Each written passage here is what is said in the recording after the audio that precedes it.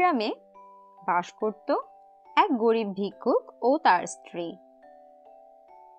তারা দুজনে গ্রামের একেবারে শেষ প্রান্তে একটা ভাঙা ঘরে বসবাস করত। একদিন খেয়ে একদিন না খেয়ে এভাবে তারা দিন যাপন করত। কই গো, শুনছো? আজ কিন্তু ঘরে একটা দানা পানিও নেই। কি খেয়ে আমরা আজকের দিনটা যে কাটাবো? হ্যাঁ, জানি। দাঁড়াও, আমি আজকে ভিক্ষা করতে গ্রামের ভেতরে যাচ্ছি। দেখি কেউ কিছু দেয় কিনা, কিছু খাবারের ব্যবস্থা করতে পারি কিনা। এরপর ভিক্ষুকের স্ত্রী তার হাতে একটা ভিক্ষার থলে ধরিয়ে দিল, আর ভিক্ষুক গ্রামের দিকে চলে গেল ভিক্ষা করতে।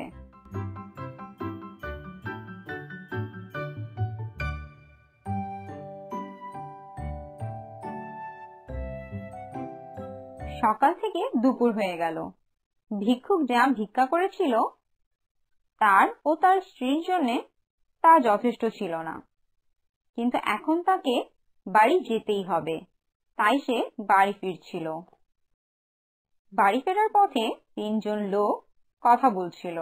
ভিক্ষুক তা শুনতে পেল। জানো, আমাদের বকুলপুর গ্রামে নাকি নতুন জমিদার এসেছেন।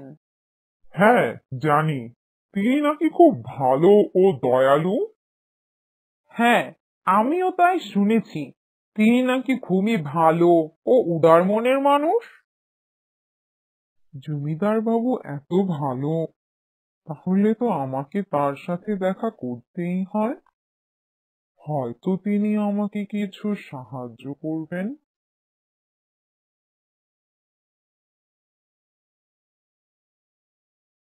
যেই কথা সেই কাজ। সেদিন সন্ধ্যায় ভিখারি পৌঁছে গেল জমিদার বাড়িতে। সেখানে ভিক্ষুক জমিদারের কাছারি ঘরের সামনে গিয়ে শুনতে পেল, জমিদার বাবু, আপনি এই বকুলপুর গ্রামে নতুন, তাই আপনাকে বলে রাখি, আমাদের গ্রামে নদীর ধারে যে বট গাছটা আছে সেখানে 100 ভূতের বাস রয়েছে। ভূত? কি সব বাজে কথা! আমি এসব ভূত প্রেতে বিশ্বাস করি না মহাশয়। জমিদার বাবু, বিশ্বাস করুন, সত্যি বলছি, এই গায়ের সবাই এটা জানে, তাই তো কেউই ওই দিকে যাওয়ারও সাহস করে না। দিনের বেলা ওই ভূতগুলোকে দেখা যায় না, তবে রাতের অন্ধকারে সেই বট গাছ থেকে ভূতগুলো মাঠে নেমে আসে। অনেকদিন আগে একবার নাকি এক ব্রাহ্মণ বাজি ধরে রাতের বেলা সেই বট গাছ তলায় যায়। ফলে যা হবার তাই হলো, ভূতেরা তাকে গাছের নিচে মেরে ফেলে। এসব শুনে জমিদার বলল, আচ্ছা, তাহলে সকলে শোনো। যে ব্যক্তি একা গিয়ে মধ্যরাত্রে ওই বট গাছের একটা ডাল ভেঙে নিয়ে আসতে পারবে, আমি তাকে পুরস্কৃত করব। আর পুরস্কার হিসেবে থাকবে 250 বিঘা জমি ও তার নিজের ওজনের সমান স্বর্ণ মুদ্রা।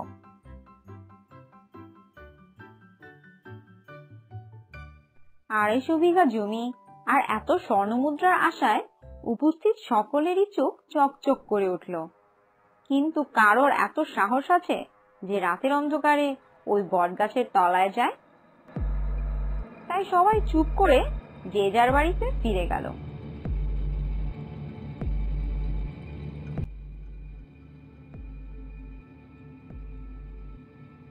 এদিকে গরিব ভিখারি বাড়িতে ফিরে ভাবছে, যদি একবার বট গাছের একটা ডাল ভেঙে আনা যায়, তাহলে আর এত কষ্ট করে সারাদিন ঘুরে ভিক্ষা করতে হবে না।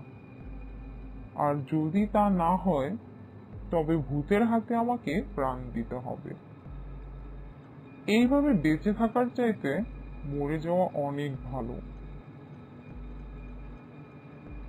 এইসব ভেবে পরদিন সকালে গরিব ভিক্ষুক জমিদারের সাথে দেখা করে বলল, মহাশয় যদি অনুমতি দেন, তবে আজ রাতেই আমি বট গাছের ডাল ভাঙতে যাব। জমিদার ভিক্ষুকের কথায় আকাশ থেকে পড়লেন।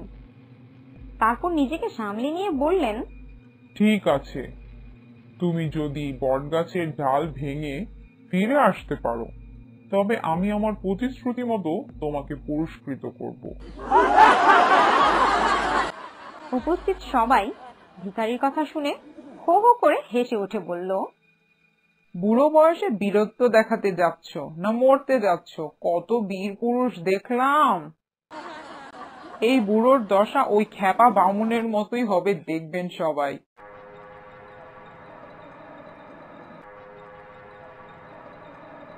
জমিদার বাড়ি থেকে দরিদ্র ভিক্ষুক বাড়িতে ফিরে তার স্ত্রীকে সমস্ত ঘটনা বলল। রাত্রে ভিক্ষুকের একা বটতলায় যাওয়ার কথা শুনে তার স্ত্রী কান্না জুড়ে দিল।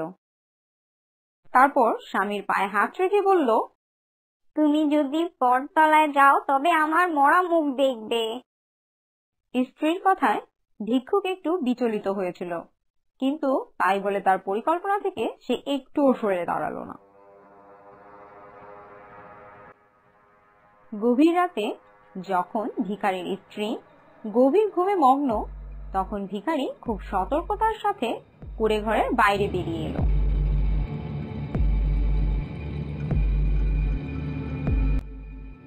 তারপর আল্লাহর নাম নিয়ে বটতলার উদ্দেশ্যে হাঁটতে লাগলো।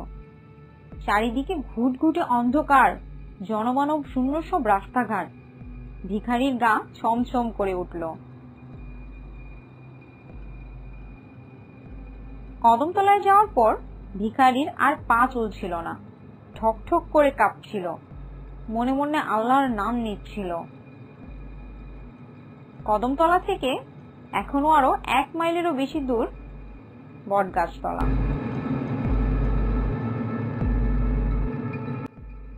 ভিখারির মনে হচ্ছিল এই বুঝি ভূতেরা তার গলা টিপে মেরে ফেলবে।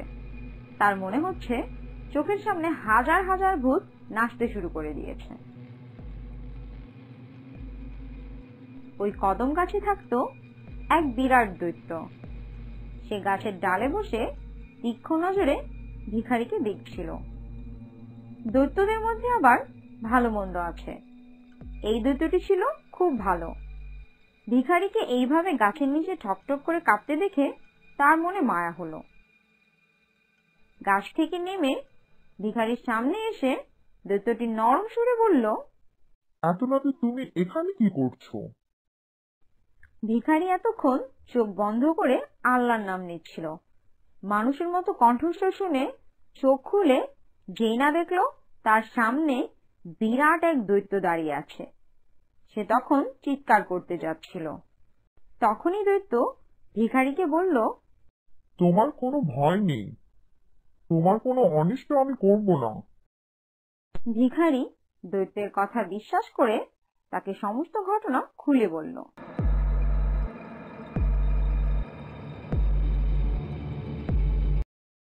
সবকিছু শুনে দৈত্য বলল, ও এই ব্যাপার, ঠিক আছে, আমি তোমাকে বটতলায় নিয়ে যাচ্ছি। এই বলে দৈত্য ভিখারিকে বটতলায় নিয়ে গেল। তারপর দৈত্য বলল, এবার তুমি তোমার পছন্দ মতো ডাল ভেঙে নাও। যেই না ভিক্ষুক গাছের ডালে হাত দিয়েছে, সঙ্গে সঙ্গে 100 ভূত গাছ থেকে লাফিয়ে ভিক্ষুককে ধরল। ভিক্ষুকের অবস্থা তো দেখার মতো, চোখ বন্ধ করে মৃত্যুর জন্য অপেক্ষা করতে লাগলো। ভূতেরা ভিক্ষুককে এই মারে তো সেই মারে। দৈত্য এবার ভিখারির কাছে এগিয়ে গিয়ে ভূতের উদ্দেশ্যে বলল, দেখ, তোরা এই দরিদ্র ভিক্ষুকে কোনো ক্ষতি করবি না।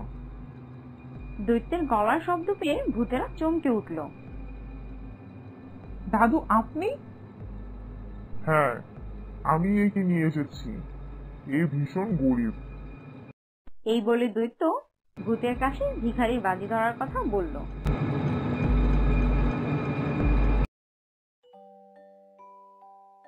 সব শুনে ভূতেরা মিলিত কণ্ঠে বলল, দাদু, আমরা বুঝতে পারিনি যে আপনার সাথে এসেছে, আমরাই ভেঙে দিচ্ছি ডাল। এই বলে ভূতেরা অনেকগুলো ডাল ভেঙে ভিখারির হাতে দিল। ভিখারি খুশি হয়ে বট গাছের ডালগুলো নিয়ে সেই রাতেই উপস্থিত হলো জমিদার বাবুর বাড়িতে। রাত তখন প্রায় শেষ প্রহর। জমিদার নাক ডাকিয়ে ঘুমাচ্ছিল। জমিদার বাবু, ও জমিদার বাবু! ভিখারির চিৎকারে জমিদার বাবুর ঘুম ভেঙে গেল। বাইরে বেরিয়ে ভিখারিকে ডাল কাটে দাঁড়িয়ে থাকতে দেখে বিরক্ত হয়ে বলল, কি ব্যাপার, এত রাতে ষাঁড়ের মতো চিৎকার করছো কেন? ভিখারি নরম স্বরে বলল, জমিদার বাবু, আমি আমার কথা রেখেছি। এই সেই বটগাছের ডাল। জমিদার বাবুর চক্ষু ছানা বড়া হয়ে গেল। আকাশ পরিষ্কার হওয়ার সাথে সাথে জমিদার লোক লস্কর নিয়ে উপস্থিত হলো সেই বটগাছ তলায়। সত্যি সত্যিই দেখলো বৃদ্ধ ভিখারির কাঁধের ডালগুলো এই গাছেরই ডাল।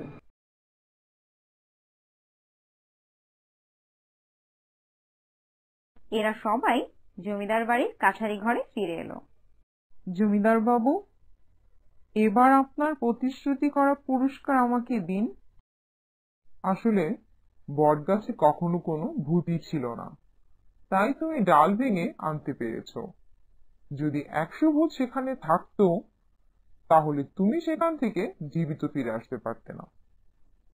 আমি তোমাকে পুরস্কার দিতাম যদি বটগাছে আসলেই 100 ভূত থাকতো। সেখানে তো কোনো ভূতই নাই, তাই তুমি কোনো পুরস্কারই পাবে না। কিন্তু জমিদার বাবু, বিরক্ত করো না, যাও বলছি। ভিখারি কান্না করতে করতে সেখান থেকে চলে গেল।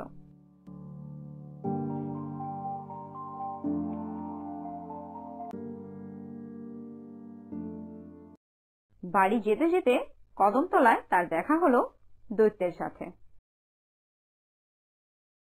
কি হয়েছে ভিখারি?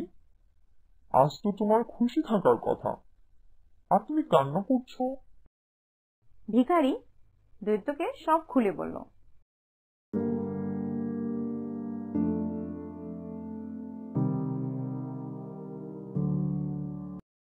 সব শুনে দৈত্য তাকে বলল, আমি তোমাকে যা বলছি তুমি কাল জমিদারকে গিয়ে সেই কথা বলবে।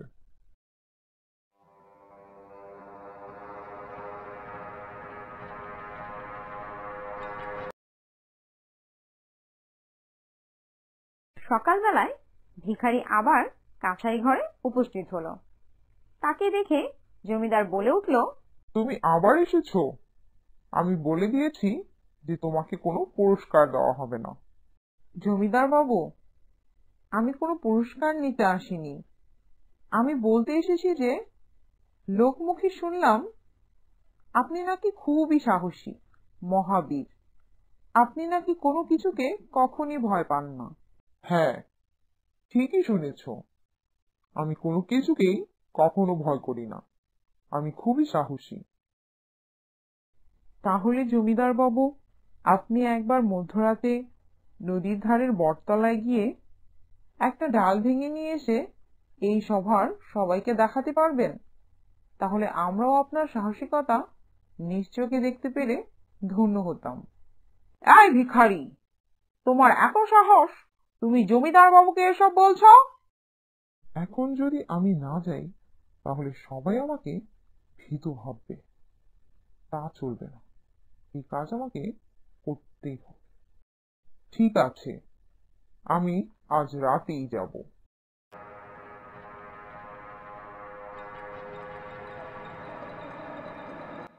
রাতে জমিদার বাবু একা একা বটতলায় যাবার জন্য রওনা হলো।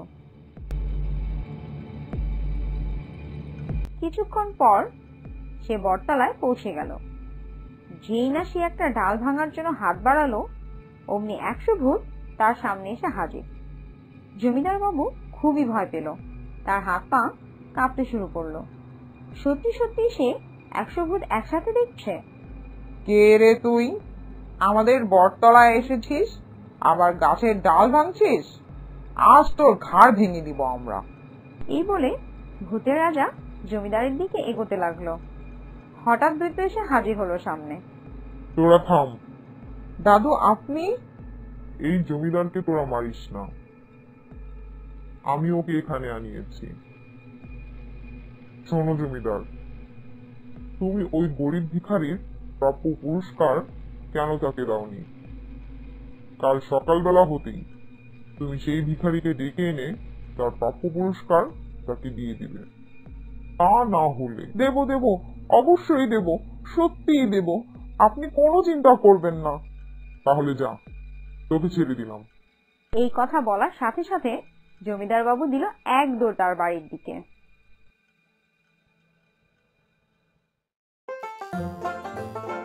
সকালবেলা একজন এসে ভিখারিকে ডেকে নিয়ে গেল।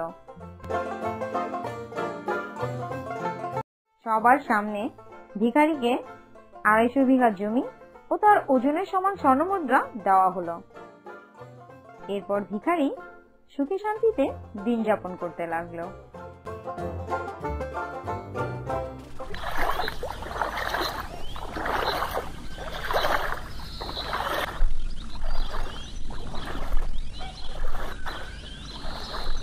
বাহ, এই বিল তো আগে কখনো দেখিনি। আর এইখানে দেখি নানান ধরনের মাছের সমারোহ। বাজারে বিক্রি করলে অনেক টাকা পাওয়া যাবে। যাই যাই, মাছ ধরা শুরু করি।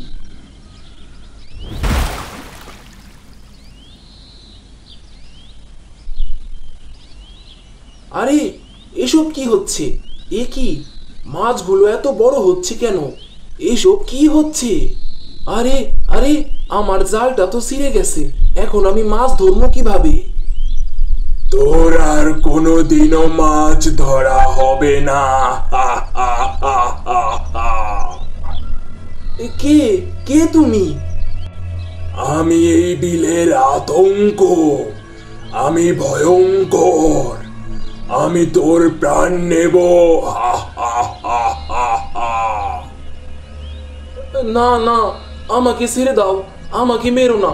আচ্ছা বলো বলো বলো, তুমি কি চাও? বলো বলো। আমার একটা প্রাণ চাই, প্রাণ। মানে মানে তুমি কি চাও?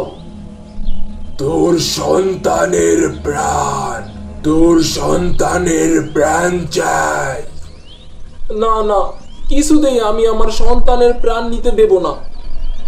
তাহলে তুই মৃত্যুর জন্য প্রস্তুত হ, কারণ একজন পিতার প্রাণই আমাকে কয়েকদিন বাঁচিয়ে রাখবে, আর একজন সন্তানের প্রাণ আমাকে কয়েক বছর বাঁচিয়ে রাখবে। আহ আহ আহ আহ আহ। শুধু একজনের প্রাণী আমাকে অমর করতে পারবে, তাকে একদিন এই বিলে আসতেই হবে। একদিন তাকে এই বিলে আসতেই হবে।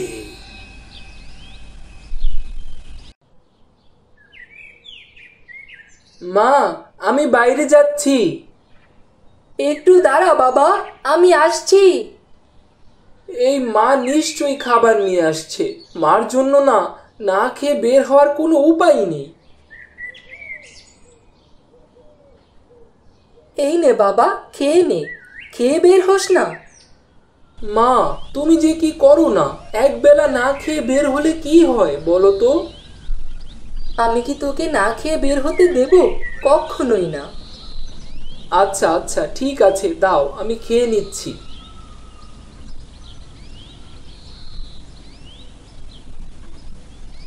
তা এত তাড়াহুড়ো করে কোথায় যাচ্ছিস বাবা?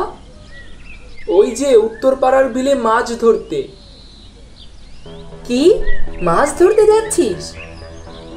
এরে, মুখ ফুসকে বলে ফেলেছি। এ না, বলছি কি, ওই উত্তরপাড়ার বিলে ঘুরতে যাচ্ছি। সত্যি তো? হ্যাঁ মা, সত্যি। বাবারে, কোনো মাছ ধরার চক্করে পড়তে যাস না যেন। না না মা, আমি মাছ ধরা খুব একটা পছন্দ করি না। হ্যাঁ রে বাবা, কোনোভাবেই মাছ ধরতে যাবি না কিন্তু। আচ্ছা মা, মাছ ধরাটা তুমি এত অপছন্দ করো কেন? এত কথা তো না জানলেও চলবে। আমি আবারও বলছি, কখনো মাছ ধরতে যাবি না কিন্তু। আচ্ছা মা, ঠিক আছে, আমি তাহলে যাই এখন। আচ্ছা বাবা, সাবধানে যাস।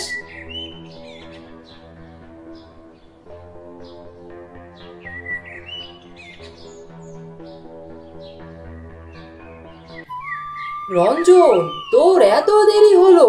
আমি তো ভেবেছিলাম তুই আসবি না রে। মাছ ধরার ব্যাপার, আর আমি বুঝি না এসে থাকি? তা তো অবশ্যই, মাছ ধরায় তোর মতো দক্ষ এই গ্রামে মনে হয় না আর কেউ আছে রে। আরে এ আর এমন কি? না রে, ডোব দেওয়া, জাল তৈরি, জাল ফেলা সবকিছুতেই তুই সমানভাবে দক্ষ রে।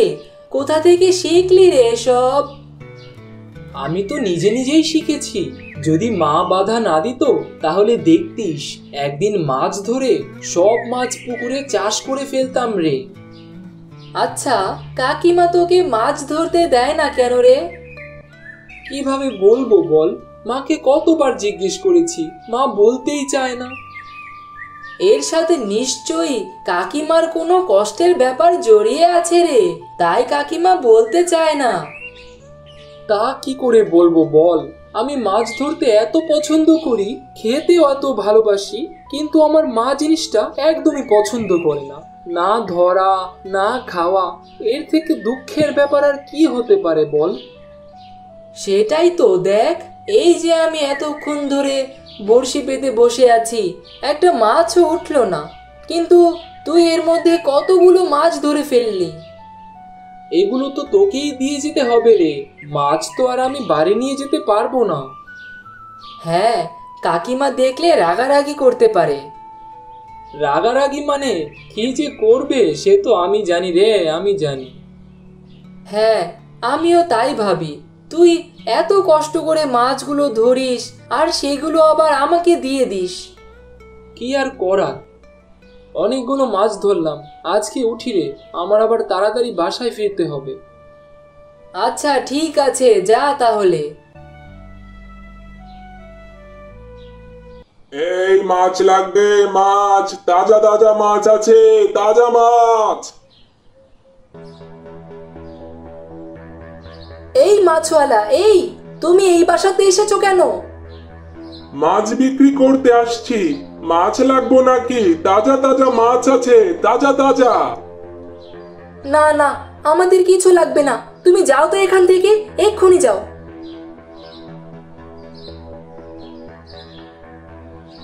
দাঁড়াও না মা, এমন করছো কেন? তো উনি যখন এসেই পড়েছেন তখন উনার কাছ থেকে কিছু মাছ কিনে রান্না করো না।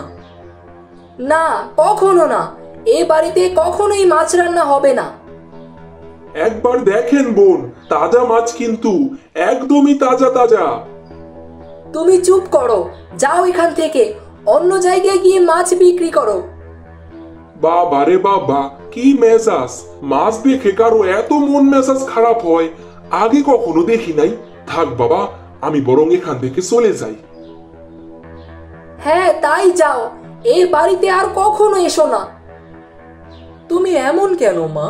কয়টা মাছ কিনলে কি হতো? মাছ কিনে কি করব? এ বাড়িতে কেউ মাছ খায় না। আমি মাছ খুব পছন্দ করি মা, আবার মাছ ধরতেও ভালোবাসি। কি কি বললি তুই? কি বলছিস তুই? তুই মাছ ভালোবাসিস? বের হ, বের হ, বাড়ি থেকে এক্ষুনি বের হ। যাচ্ছি, এ বাড়িতে থেকে তোমার পাগলামি অনেক সহ্য করেছি, আর সহ্য করতে চাই না, আমি চলে যাচ্ছি। খোকা, খোকা, যাসনি খোকা, আমার ভুল হয়ে গেছে, আমি ভুল করে না হয় দু একটা কথা বলেই ফেলেছি খোকা। তুই যদি জানতি যে আমি কেন মাছ ধরা অপছন্দ করি তাহলে তুই কখনোই আমার ওপর রাগ করতে পারতি না। মাছ খেতেও দেয় না, মাছ ধরতেও দেয় না, কি পেয়েছে, মগের মুলুক নাকি? আমি মাছ খেতে কত ভালোবাসি, অথচ আজ পর্যন্ত কখনোই মা বাড়িতে মাছ রান্না করেনি। মাছ তার এমন কি ক্ষতি করেছে, কি এমন সর্বনাশ করেছে? রঞ্জন, রঞ্জন। কে কে কথা বলে? কে? সত্যি কি আমাকে কেউ ডাকছে নাকি আমি ভুল শুনছি?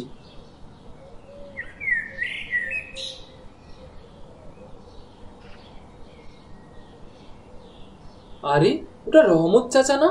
জাল নিয়ে এই জঙ্গলের ভেতর কোথায় যাচ্ছে? যাই তো, গিয়ে দেখি। আরে এ কি, কি সুন্দর রঙিন মাছ!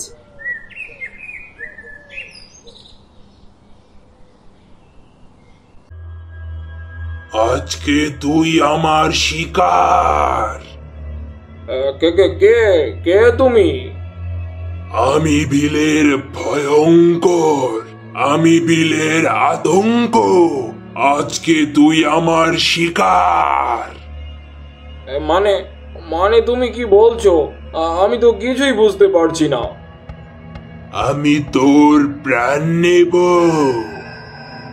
কিন্তু কিন্তু আমি তো তোমার কোনো ক্ষতি করিনি। ক্ষতি করিনি তোমার। তোমার কি কোনো ক্ষতি করেছি আমি? তোর প্রাণ না নিলে যে আমি বাঁচতে পারবো না রে। না না, আমাকে ছেড়ে দাও, আমাকে মেরো না। ঠিক আছে, তাহলে তুই তোর সন্তানের প্রাণ দিয়ে দে আমাকে, যা আমাকে কয়েক বছর বাঁচিয়ে রাখবে। না না, আমার সন্তানকে মেরো না। তাহলে তোকে মরতে হবে। সন্তানের প্রাণ দিবি না যখন, তাহলে তোর প্রাণটাই দে। আমাকে মেরো না, আমি মরতে চাই না, আমি মরতে চাই না।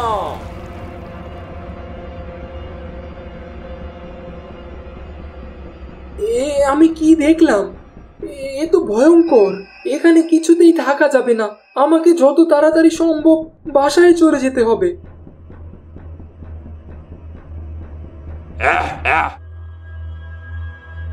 মা, ও মা, মা। কি রে বাবা, তুই আসতে এত দেরি করেছিস কেন? মা, আমি একটা ভয়ঙ্কর দৃশ্য দেখে এসেছি। ঝোপঝুরির ওই ঝোপঝুর কি যেন, ওই রূপঝুরির জঙ্গলে। রূপঝুরি জঙ্গলে? তুই ওখানে কেন গিয়েছিলি? তুই ঠিক আছিস তো?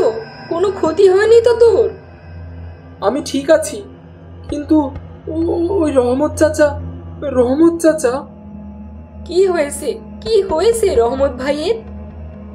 রহমত চাচার পেছনে পেছনে আমি রূপঝুরির জঙ্গলে গিয়েছিলাম। এরপর এর মানে ওই জল রাক্ষস আবারও মানুষের প্রাণ নিচ্ছে, মানুষ হত্যা শুরু করেছে। জল রাক্ষস? হ্যাঁ, জল রাক্ষস। এই জল রাক্ষসই তোর বাবাকে মেরে ফেলেছে। মেরে ফেলেছে? হ্যাঁ, তখন তোর সবেমাত্র জন্ম হয়েছে। এই যে বাবা, ঝুনঝুন, নাও নাও, আমার বাবা এটা।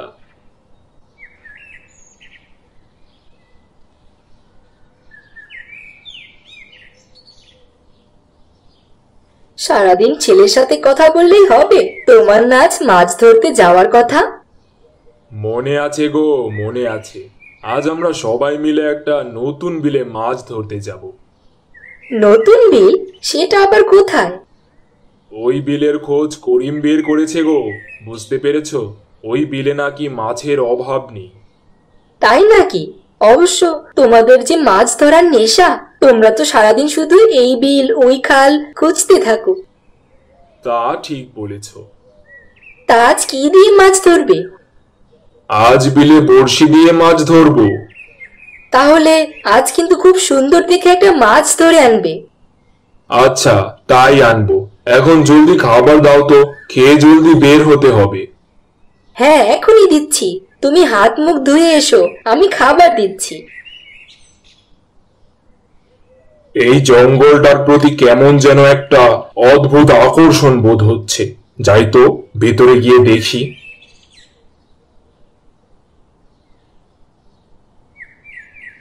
বাবা, বেশ ঘন জঙ্গল তো। আগে তো কখনো এই জঙ্গল খেয়াল করিনি, আর কখনো ভেতরেও যাইনি। আরে বাহ, বেশ বড় বিল তো। এই বিলে নিশ্চয়ই মাছ আছে। করিমদের নিয়ে একদিন এই বিলে আসতে হবে। আজ আমি বড়শি পেতে বসে থাকি, দেখি কোনো মাছ পাই কিনা। আরে আরে, এই তো অদ্ভুত ব্যাপার, নিজের চোখকেই তো বিশ্বাস করতে পারছি না। এত সুন্দর সুন্দর মাছ এই বিলে। তোমার দোহাই লাগে, আমাকে তুমি ছেড়ে দাও। আরে, মাছটা দেখি কথা বলছে। তুমি কি সত্যিই কথা বলছো নাকি আমার মনের ভুল? না গো, তোমার মনের ভুল না, আমি সত্যিই কথা বলতে পারি। তুমি আমাকে ছেড়ে দাও, আমি তোমাকে অনেক মূল্যবান একটা জিনিস দেব।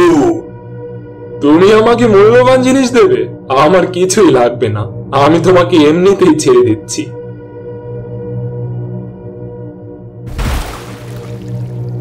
আমাকে ছেড়ে দিলে কিন্তু কিচ্ছু চাইলে না, বড় ভুল করলে। এরপর যদি আমার কাছে কিছু চাইতে আসো তবে কিন্তু এর মূল্য দিতে হবে, অনেক বড় মূল্য। তুমি সামান্য একটা মাছ মাত্র, তোমাকে ছেড়ে না দিলে তুমি হয়তো মরেই যেতে, আর আমাকে কিনা মূল্যবান জিনিস দেবে।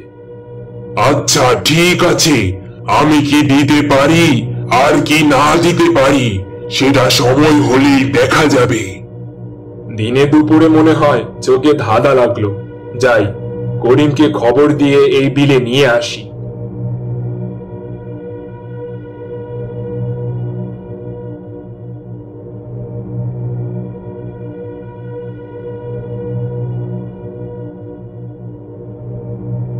এ কি আয়েশা, কি হয়েছে তোমার? কি হয়েছে?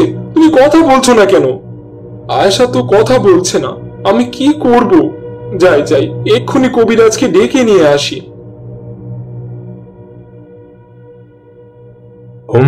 বুঝলাম, এ তো বড় কঠিন রোগ হয়েছে, কখনোই সারবে না। তোমার স্ত্রী ধীরে ধীরে নিস্তেজ হয়ে যাবে। এইসব এইসব আপনি কি বলছেন কবিরাজ মশাই? যা বলছি ঠিকই বলছি, তুমি মনকে শক্ত করো, তোমার স্ত্রীর হাতে আর বেশি সময় নেই।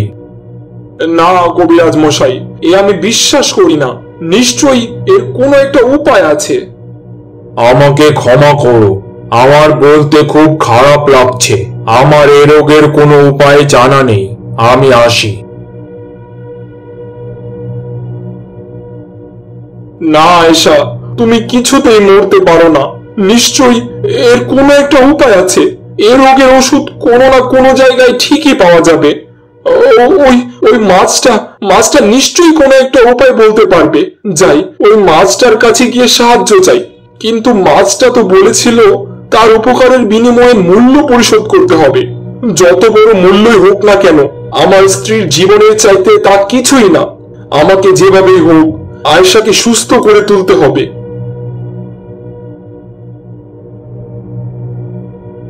রঙিন মাছ, ও রঙিন মাছ, আমার বড় বিপদ, একবার সামনে এসো। আমি তোমার জন্যই অপেক্ষা করছিলাম। আমি জানতাম তুমি আসবে। আর কি জন্য এসেছো আমি তাও জানি। এই বিল থেকে একটু পানি নিয়ে তোমার স্ত্রীকে খাইয়ে দাও, দেখবে সে সুস্থ হয়ে যাবে। তুমি এসব জানলে কি করে? আমি সব জানি। যাও, এখন সময় নষ্ট করো না, এর মূল্য পরিশোধের কথা মনে রেখো। সত্যি আমার স্ত্রী সুস্থ হয়ে যাবে তো? হ্যাঁ অবশ্যই, যাও, জলদি বাড়ি ফিরে যাও।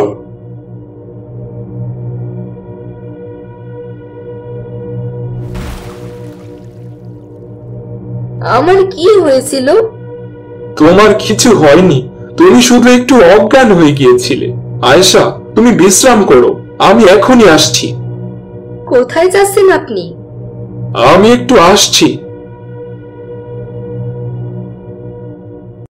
রঙিন মাছ, ও রঙিন মাছ, আমি এসেছি। আমি জানতাম তুমি আসবে। তোমাকে অনেক ধন্যবাদ, আমার স্ত্রী একদম সুস্থ হয়ে গেছে। এখন বলো, এই উপকারের বিনিময়ে আমি তোমাকে কি দিতে পারি? তুমি কি দিতে পারবে? অবশ্যই পারবো। আমি তোমার ছেলের প্রাণ চাই। কি কি বলছো তুমি? শুক্লপক্ষের 3য় সপ্তাহের প্রথম দিনে তোমার ছেলের জন্ম। তোমার ছেলের যোগাযোগ হবে পানির সাথে। এই ছেলের প্রাণই আমার দরকার। আমার ছেলের প্রাণ নিয়ে তুমি কি করবে? তুমি একটা সাধারণ মাছ। কারণ আমি অমর হতে চাই। তুমি অমর হতে চাও? হ্যাঁ, আমি কোনো সাধারণ মাছ নই, আমি হলাম জল রাক্ষস। এ কি ভয়ঙ্কর! এবার তোর ছেলেকে মরতে হবে। না না, তুমি আমার ছেলেকে মেরো না। তার বদলে তুমি কি চাও বলো, তুমি আমাকে বলো তুমি কি চাও। তোর ছেলের প্রাণের মতো মূল্যবান আর কোনো জিনিস নেই রে। না না, তুমি তার বদলে আমার প্রাণ নাও। আমি স্বেচ্ছায় প্রাণ দিতে প্রস্তুত। তাহলে তুই মৃত্যুর জন্য প্রস্তুত হ। তুই প্রাণ দিয়ে তোর ছেলেরই ক্ষতি করলি। তোর আত্মত্যাগ তোর ছেলের প্রাণের মূল্য আরো বাড়িয়ে দিল। একদিন তোর ছেলের প্রাণ আমি নেবই। একমাত্র সেটা পারবে আমাকে অমর করতে, শক্তিশালী করতে। মানুষটা মাছ ধরতে মাছ খেতে কত ভালোবাসতো, আর এই মাছ ধরাই তার কাল হলো। কিন্তু মা, তুমি এসব কি করে জানলে? আমাকে এক ফকির বাবা সবকিছু বলেছেন। তিনি তার বিশেষ শক্তি দিয়ে আমাকে সবকিছু দেখিয়েছেন। তিনি বলেছেন যেভাবেই হোক আমি যেন তোকে মাছ ধরতে না দেই, মাছ খেতেও না দেই, কারণ সেই জল রাক্ষস তোকে এখনো খুঁজে চলেছে। কিন্তু আমার ভয়টাই সত্য হলো, জল রাক্ষস তোর খোঁজ পেয়ে গেছে। তোমার নিষেধ সত্ত্বেও আমি মাঝে মাঝে মাছ ধরতাম, তাই হয়তো সেই রাক্ষস আমার খোঁজ পেয়ে গেছে। আমাদের এক্ষুনি পালিয়ে যেতে হবে, আর এক মুহূর্ত এখানে না। না, তোদের আর পালাতে হবে না। ফকির বাবা, আপনি? সেই জল রাক্ষসের মরার সময় হয়েছে। আমি এতদিন সেই অস্ত্রটাই খুঁজছিলাম। এখন জানি অস্ত্রটা কি। আর তোর বাবা মরেনি রঞ্জন, তোর বাবা মরেনি। বাবা মারা যায়নি? না না, তোমরা দুজনেই চোখ বন্ধ করো। তোর প্রাণ আর ছেলের প্রাণ আমি একই সাথে নেব, তাহলে আমি আরো শক্তিশালী হব। তাই তো তোকে না মেরে আমি এতদিন বন্দি করে রেখেছি। এখন শুধু তোর ছেলের অপেক্ষা।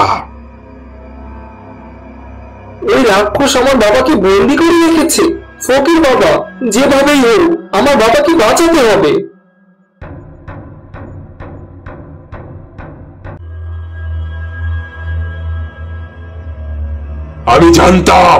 আমি জানতাম রঞ্জন তুই আসবি। আমি তোর জন্যই অপেক্ষা করছিলাম। ওই দেখ, তোর ছেলে এসেছে। এবার তোরা মৃত্যুর জন্য তৈরি হ। শয়তান রাক্ষস, সেই সুযোগ তুই কখনোই পাবি না। আমরা তোকে ধ্বংস করতে এসেছি। কিভাবে ধ্বংস করবি? আমাকে ধ্বংস করার মতো কোনো শক্তি আজও পৃথিবীতে জন্মায়নি। অবশ্যই জন্মেছে। রঞ্জনের রক্ত যদি তোকে অমর করতে পারে, তাহলে রঞ্জনের রক্ত তোকে ধ্বংস করতে পারে। না ফকির, না।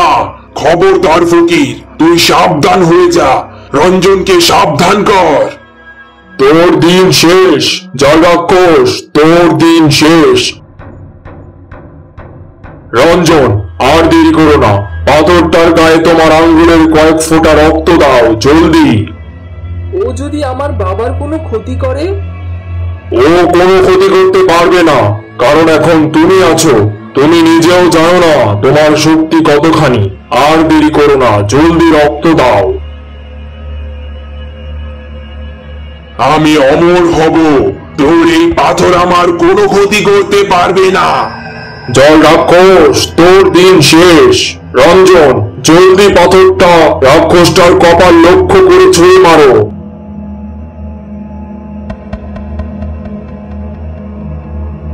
না না, এ তুই কি করলি রঞ্জন? না না, তুই এই কি করলি রঞ্জন? বাবা, বাবা, তুমি ঠিক আছো তো? হ্যাঁ বাবা, আমি একদম ঠিক আছি। ফকির বাবা, আপনার জন্য আমি আমার বাবাকে ফিরে পেলাম। আপনাকে অনেক ধন্যবাদ। আপনাকে ধন্যবাদ দেওয়ার ভাষা আমার জানা নেই। আপনার জন্য আমি আজ আমার পরিবারের কাছে ফিরে আসতে পেরেছি।